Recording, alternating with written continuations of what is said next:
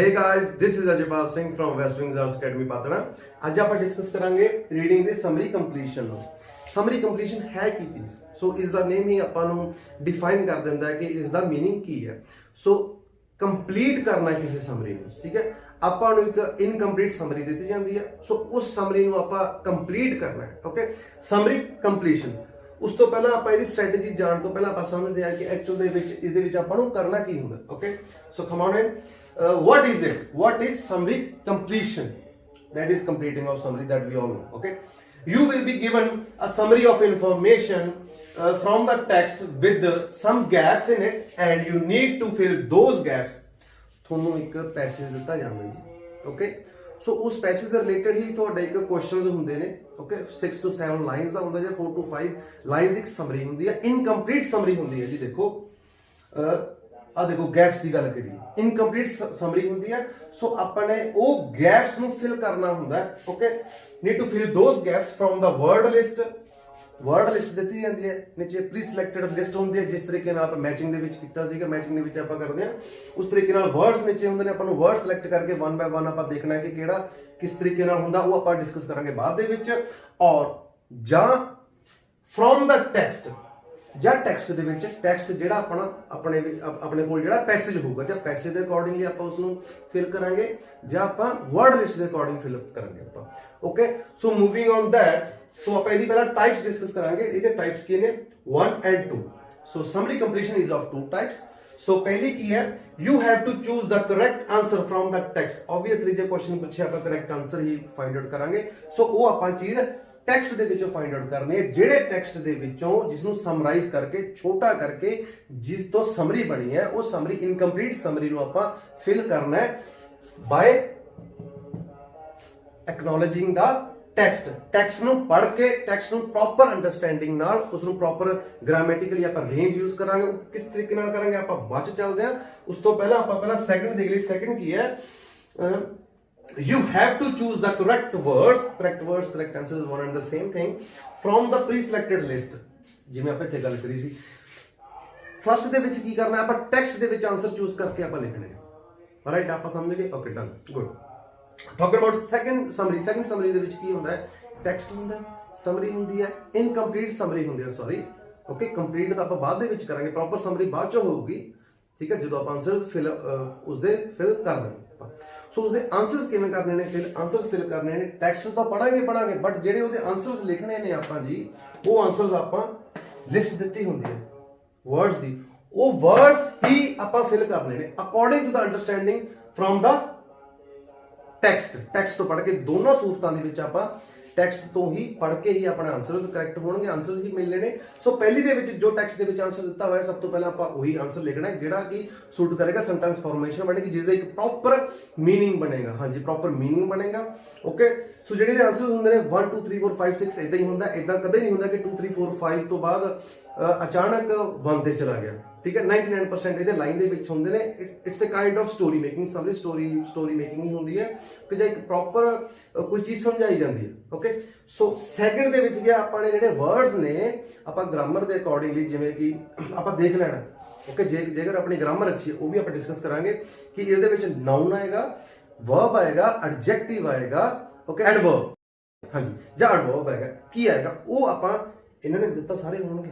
Noun ਵੀ ਦਿੱਤਾ ਹੋਏਗਾ, adverb ਵੀ ਦਿੱਤਾ ਹੋਏਗਾ, ਐਡਜੈਕਟਿਵ ਵੀ ਦਿੱਤਾ ਹੋਏਗਾ, ਠੀਕ ਹੈ। Okay, to test our mind, ਆਪਣੇ ਮਾਈਂਡ ਨੂੰ ਟੈਸਟ ਕਰਨੀ, ਉਹ ਆਪਣੇ ਤੇ ਕਿ ਆਪਾਂ ਕਿਸ ਤਰੀਕੇ ਨਾਲ ਕਰਾਂਗੇ, ਬਟ ਆਪਣੇ ਟੈਕਸਟ ਦੇ ਵਿੱਚ ਉਹ ਚੀਜ਼ ਅੰਡਰਸਟੈਂਡਿੰਗ ਕਰਨੀ ਹੀ ਕਰਨੀ ਹੈ। ਸੋ ਇਸ ਤੋਂ ਬਾਅਦ ਆਪਾਂ ਹੁਣ ਇਹਦਾ ਡਿਸਕਸ ਕਰਾਂਗੇ ਕਿ ਇਹਦੀ ਸਟ੍ਰੈਟਜੀ ਕੀ ਹੈ। ਫਸਟ ਦੀ ਸਟ੍ਰੈਟਜੀ ਕੀ ਹੈ ਤੇ ਸੈਕੰਡ ਦੀ ਸਟ੍ਰੈਟਜੀ ਕੀ ਹੈ। ਸੋ ਹੁਣ ਬੇਸਿਕਲੀ ਆਪਾਂ ਗੱਲ ਕਰਾਂਗੇ 7 ਸਟੈਪਸ ਦੀ, ਜਿਨ੍ਹਾਂ ਨੂੰ ਫੋਲੋ ਕਰਕੇ ਆਪਾਂ ਨੂੰ ਆਪਣਾ ਕਰੈਕਟ ਆਨਸਰ, ਰਾਈਟ ਆਨਸਰ ਜਿਹੜਾ ਆਪਣਾ ਹੈਗਾ ਕਿ ਬਹੁਤ ਘੱਟ ਟਾਈਮ ਦੇ ਵਿੱਚ ਮਿਲੂਗਾ।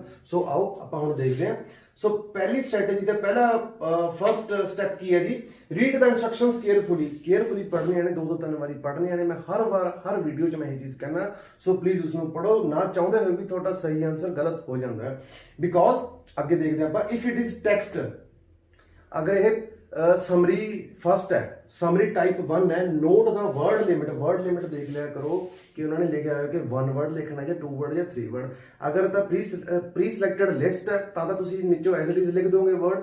ਓਕੇ, अगर टेक्स्ट है टाइप 1 पैसेज है, टाइप 1 की समरी है, तो तुसी की करना है उसकी वर्ड लिमिट प्लीज चेक कर लिया करो। सपोज उन्होंने लिखा है कि 1 वर्ड ओनली, तुसी 2 वर्ड या 3 वर्ड लिखता ना चाहते हुए भी तुहाडा सही आंसर भी तुहाडा की हो जाएगा, रॉन्ग हो जाएगा। सो प्लीज इंस्ट्रक्शंस नूं तुसी केयरफुली पढ़नियां ने 2 to 3 times. Okay, so talking about second step is try to get a general understanding of the summary they which की लिखिया हुआ है, what type of summary you are having। summary is all about with the help of skimming। skimming and scanning both are very important and very crucial part for reading। ठीक है जी।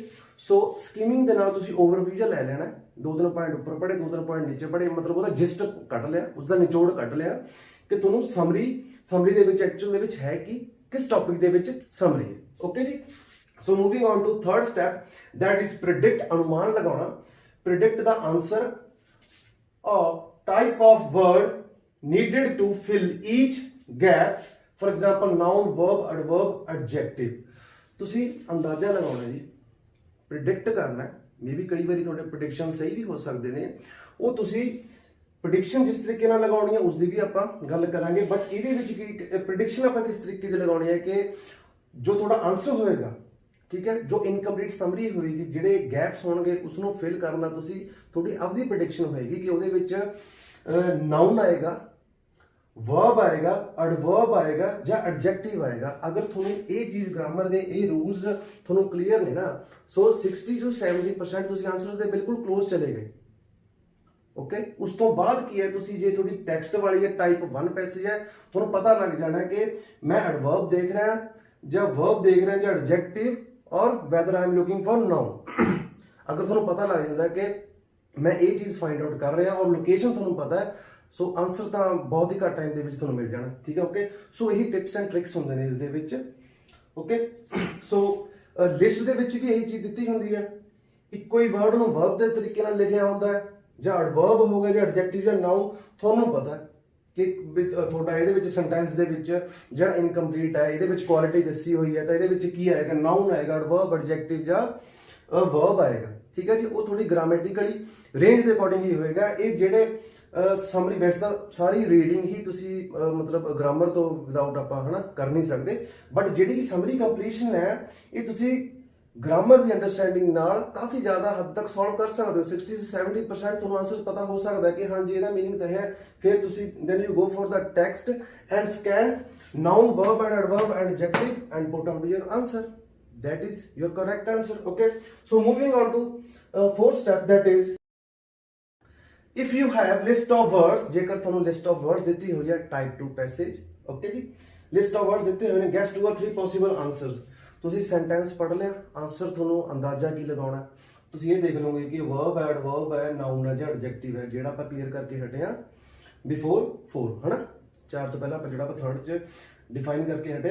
सो अगर थोड़ा list दी जाती है, सो ਉਹਦੇ ਵਿੱਚ ਤੁਸੀਂ ਕੀ ਕਰੋਗੇ, 2 ਜਾਂ 3 ਪੋਸੀਬਲ ਆਨਸਰਸ ਤੁਸੀਂ ਕਰ ਸਕਦੇ ਹੋ। ਕੀ ਪਤਾ ਜਿਹੜਾ ਤੁਸੀਂ ਪਹਿਲਾ ਆਨਸਰ ਪ੍ਰਿਡਿਕਟ ਕਰੋ ਕੀ ਪਤਾ ਉਹੀ ਤੁਹਾਡਾ ਸਹੀ ਹੋਵੇ। ਠੀਕ ਹੈ ਜੀ। ਸੋ ਇਹਦੇ ਵਿੱਚ ਕੀ ਹੈ, ਤਾਂ ਤੁਸੀਂ 2 ਤੋਂ 3 ਵਰਡਸ ਪੋਸੀਬਲ ਆਨਸਰਸ ਨੂੰ ਕੀ ਕਰੋਗੇ, ਗੈਸ ਕਰੋਗੇ। ਮੰਨ ਲਓ 8 to 9 ਦਿੱਤੇ ਹੋਏ ਨੇ, 2 ਤੋਂ 3 ਤੁਸੀਂ ਪੋਸੀਬਲ ਕਰ ਲਏ ਵੀ ਹਾਂਜੀ ਵੀ ਇਹ ਵੀ ਮਤਲਬ ਹੈ ਨਾ according to your own grammar range, according to your own understanding of the words. Okay, so ਜੋ ਵੀ ਤੁਹਾਨੂੰ ਪੈਸੇ ਦੇ ਵਿੱਚ ਦਿੱਤਾ ਹੁੰਦਾ ਤਾਂ ਤੁਸੀਂ ਆਨਸਰ ਤੇ ਬਿਲਕੁਲ ਕਲੋਜ਼ ਚਲੇ ਗਏ, ਮਤਲਬ 30% ਹੀ ਤੁਹਾਡਾ ਕੰਮ ਰਹਿ ਗਿਆ। ਅਗਰ 9 ਆਪਸ਼ਨਸ ਨੇ, 3 options you are having right now, so 30% ਹੀ ਰਹਿ ਗਿਆ ਨਾ। ਸੋ ਉਸ ਦੇ ਵਿੱਚ ਦਾ ਐਵਿਕਟ ਕਰਨਾ, ਐਲੀਮੀਨੇਟ ਕਰਨਾ ਤੁਹਾਡੇ ਲਈ ਬਹੁਤ ਜ਼ਿਆਦਾ ਸੌਖਾ ਹੋ ਜਾਏਗਾ। Okay, so moving on to 5th step is that underline the keywords. Keyword ਤੁਸੀਂ ਅੰਡਰਲਾਈਨ ਕਰੋ ਜੋ ਤੁਸੀਂ ਸਮਰੀ ਤੁਸੀਂ ਪੜ੍ਹ ਰਹੇ ਹੋ। ਠੀਕ ਹੈ, ਸਮਰੀ ਦੇ ਵਿੱਚ ਇੰਪੋਰਟੈਂਟ ਕੀਵਰਡਸ ਅੰਡਰਲਾਈਨ ਕਰੇ। ਸੋ ਕੀਵਰਡਸ ਜਿਹੜੇ ਹੋਣਗੇ ਤੁਹਾਡੇ ਅੱਛੇ ਹੀ ਕੀਵਰਡਸ ਹੋਣਗੇ। ਸੋ ਪਲੀਜ਼ ਬੈਡ ਕੀਵਰਡ ਨੂੰ ਨਾ ਚੁਣਿਓ ਜਿਹੜਾ ਕਿ 7-8 ਵਾਰੀ ਜਾਂ ਇੱਕ ਪੈਸੇ ਦੇ ਵਿੱਚ 4 to 5 ਲਾਈਨਸ ਦੇ ਵਿੱਚ 4-4 5-5 ਵਾਰੀ ਹੈ। So please keywords again I would say ਕਿ your keywords should be very good enough that you can scan it very fast. ਠੀਕ ਹੈ ਜੀ, ਮੈਂ ਬਿਲਕੁਲ ਹੌਲੀ ਹੌਲੀ ਬੋਲ ਰਿਹਾ, ਜਿਹੜੇ ਤੁਹਾਡੇ ਕੀਵਰਡਸ ਨੇ ਜਲਦੀ ਜਲਦੀ ਤੁਸੀਂ ਫਾਈਂਡ ਆਊਟ ਕਰ ਸਕਦੇ ਹੋ। ਸੋ ਥੋੜਾ ਕੀਵਰਡ ਇੰਨਾ ਕਿ ਜ਼ਿਆਦਾ ਸਟਰੋਂਗ ਐਂਡ ਗੁੱਡ ਹੋਣਾ ਚਾਹੀਦਾ। ਓਕੇ, ਫਰੋਮ ਦਾ ਸਮਰੀ ਦੇ ਵਿੱਚੋਂ ਐਂਡ ਆਇਡੈਂਟੀਫਾਈ, ਪਛਾਣ ਕਰਨੀ ਹੈ ਜੀ the text that contains keywords. Keyword select ਕਰ ਲਈ ਸਮਰੀ ਦੇ ਵਿੱਚੋਂ, ਉਸ ਤੋਂ ਬਾਅਦ ਤੁਸੀਂ ਕੀ ਕਰਨਾ, ਉਸ ਤੋਂ ਬਾਅਦ ਤੁਸੀਂ ਉਸ ਪੈਸੇ ਦੇ ਵਿੱਚ ਚਲੇ ਜਾਣਾ ਹੈ ਕਿ ਜਿਹੜੇ ਪੈਸੇ ਦੇ ਵਿੱਚੋਂ ਸੌਰੀ ਜਿਹੜੇ ਟੈਕਸਟ ਦੇ ਵਿੱਚੋਂ ਥੋੜੀ ਸਮਰੀ ਚੱਕ ਕੇ ਉਹਨਾਂ ਨੇ ਤੁਹਾਨੂੰ ਕੁਐਸਚਨ ਪੁੱਟ ਕੀਤੇ ਹੋਏ ਨੇ, ਤੁਹਾਨੂੰ ਲੋਕੇਸ਼ਨ ਪਤਾ ਚੱਲ ਗਈ, ਬਾਕੀ ਦਾ ਕੰਮ ਤਾਂ ਆਹ ਸਟੈਪਸ ਦੇ ਵਿੱਚ ਪਿਆ ਹੀ ਹੈ। ਫਿਰ ਕੋਈ ਚੀਜ਼ ਨਹੀਂ ਹੈਗੀ ਜਿਹੜੀ ਤੁਹਾਨੂੰ ਤੁਹਾਡੇ ਪ੍ਰੋਪਰ ਸਹੀ ਆਨਸਰ ਤੋਂ ਕੋਈ ਰੋਕ ਸਕੇ। ਠੀਕ ਹੈ ਜੀ। ਸੋ ਮੂਵਿੰਗ ਔਨ, ਇਹ ਆਪਣੇ 5 ਸਟੈਪਸ ਹੋ ਗਏ ਜੀ। ਹੁਣ 6th ਸਟੈਪ ਕੀ ਹੈ?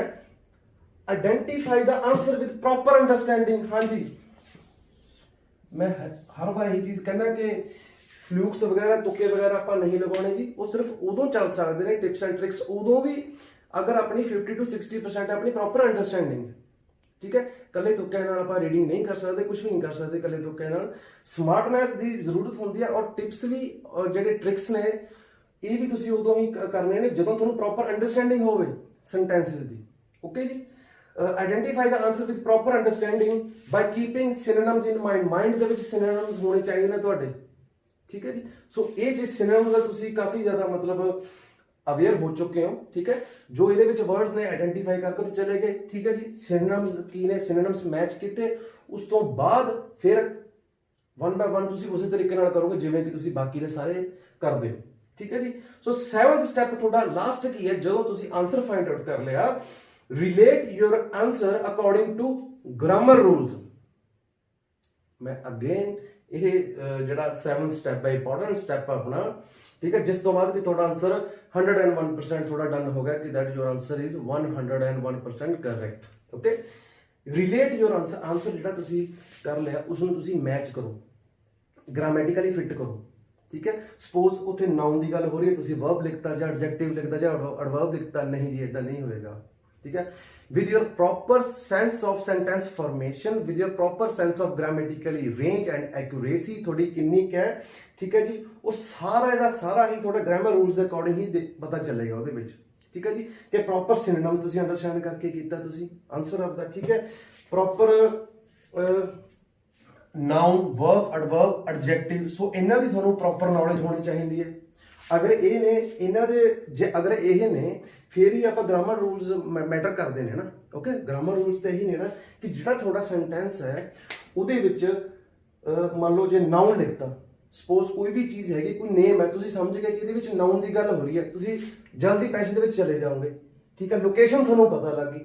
ਠੀਕ ਹੈ, ਜਿਹੜੇ ਆਪਣੇ ਨਾਰਮਲ ਸਟੈਪਸ ਹੁੰਦੇ ਨੇ, ਲੋਕੇਸ਼ਨ ਤੁਹਾਨੂੰ ਪਤਾ ਲੱਗੀ, ਤੁਸੀਂ ਕੀ ਸਰਚ ਕਰਨਾ, ਸਰਚ ਤੁਸੀਂ ਸਿਰਫ ਨਾਉਨ ਕਰਨਾ ਹੈ, ਫਿਰ ਉਹਨੂੰ ਤੁਸੀਂ ਮੈਚ ਕਰੋਗੇ, ਫਿੱਟ ਕਰੋਗੇ ਵਿਦ ਪ੍ਰੋਪਰ ਅੰਡਰਸਟੈਂਡਿੰਗ। ਠੀਕ ਹੈ ਜੀ, ਆ ਹੋ ਗਿਆ। ਫਿਰ 7th ਸਟੈਪ ਤੁਹਾਡਾ ਕੀ ਹੈ? ਰੂਲਸ ਦੇ ਅਕੋਰਡਿੰਗ, ਗ੍ਰਾਮਰ ਰੂਲਸ ਦੇ ਅਕੋਰਡਿੰਗ ਤੁਸੀਂ ਉਸ ਨੂੰ ਫਾਈਨਲਾਈਜ਼ ਕਰ ਦੋਗੇ ਆਨਸਰ ਨੂੰ। ਠੀਕ ਹੈ ਜੀ। ਸੋ ਇਸੇ ਤਰੀਕੇ ਨਾਲ ਹੀ ਤੁਸੀਂ ਸਾਰੇ ਕਰੋਗੇ। ਸੋ ਇਸ ਬੇਸ ਤੇ ਤੁਸੀਂ ਜਿਹੜੇ 7 ਸਟੈਪਸ ਨੇ 101% ਸ਼ੋਰ ਨੇ। ਠੀਕ ਹੈ ਜੀ। ਸੋ ਇਹਦੇ ਵਿੱਚ ਕੀ ਆ ਗਿਆ? ਤੁਹਾਡੀ ਸਕੀਮਿੰਗ ਵੀ ਆ ਗਈ, ਤੁਹਾਡੀ ਪ੍ਰੋਪਰ ਸਕੈਨਿੰਗ ਵੀ ਆ ਗਈ, ਅੰਡਰਸਟੈਂਡਿੰਗ ਵੀ ਆ ਗਈ, ਇਹਦੇ ਵਿੱਚ ਟਿਪਸ ਵੀ ਨੇ। ਠੀਕ ਹੈ, ਇਸ ਦੇ ਰਿਲੇਟਡ ਜਿਹੜੇ ਟਿਪਸ ਉਹ ਮੈਂ ਨੈਕਸਟ ਵੀਡੀਓ ਦੇ ਵਿੱਚ ਦਊਂਗਾ, ਐਗਜ਼ਾਮਪਲਸ ਕਰਾਂਗੇ ਉਹ ਮੈਂ that I will post in my next video। ਠੀਕ ਹੈ, ਸੋ ਟਿਲ ਦੈਨ ਗੁੱਡ ਬਾਏ। ਇਸ ਤਰੀਕੇ ਦੀਆਂ ਹੋਰ ਵੀਡੀਓਜ਼ ਦੇਖਣ ਲਈ ਵੈਸਟਰਨ ਆਰਟਸ ਚੈਨਲ ਨੂੰ ਜ਼ਰੂਰ ਸਬਸਕ੍ਰਾਈਬ ਕਰੋ, ਔਰ please don't forget to hit the bell icon. Thank you so much, bye bye.